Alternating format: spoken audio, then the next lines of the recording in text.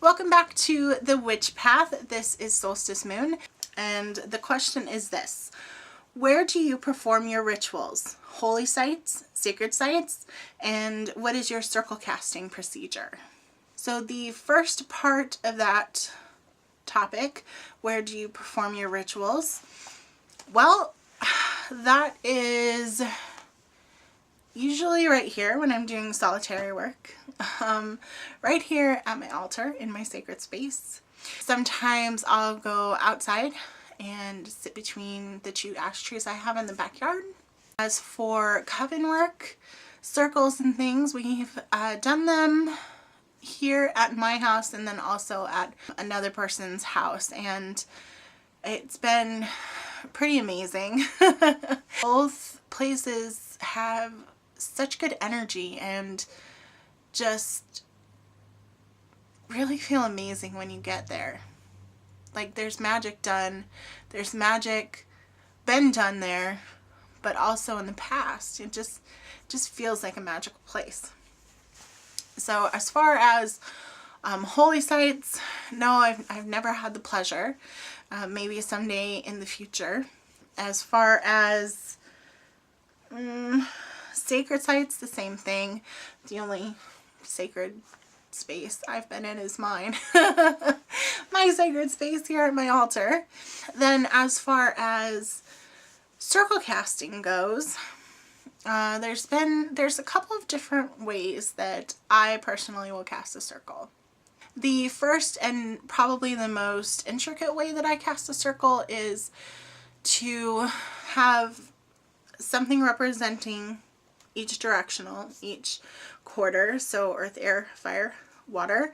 Normally I start with air, but if I'm feeling called to start with a different element, I definitely will.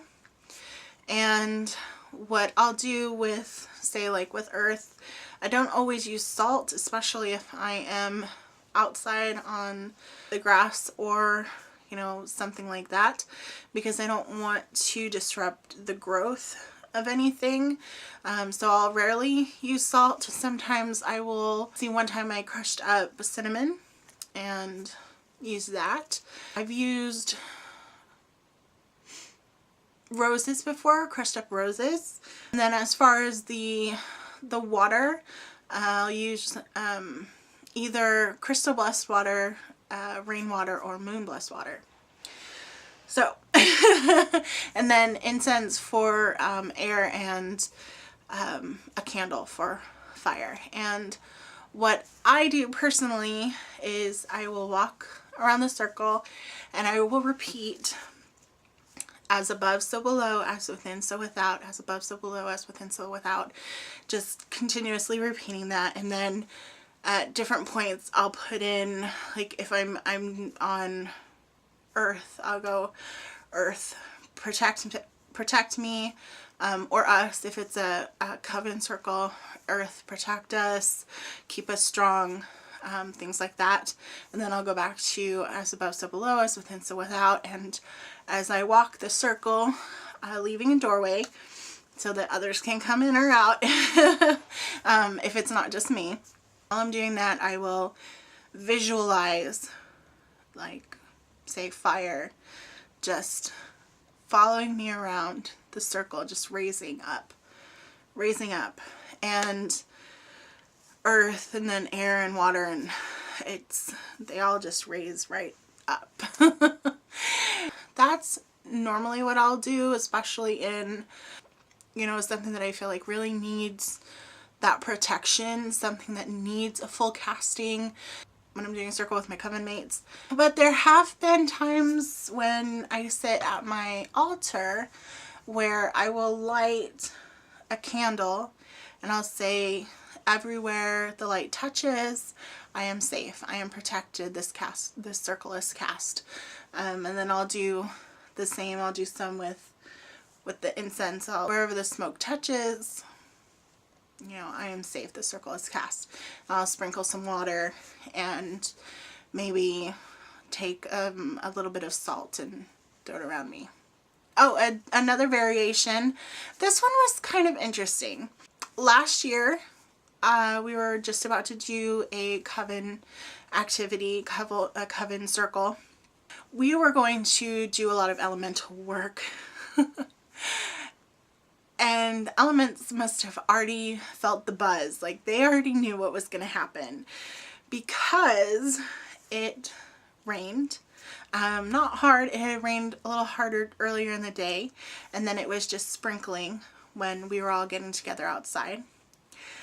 And the wind was just blowing, and that was incredible.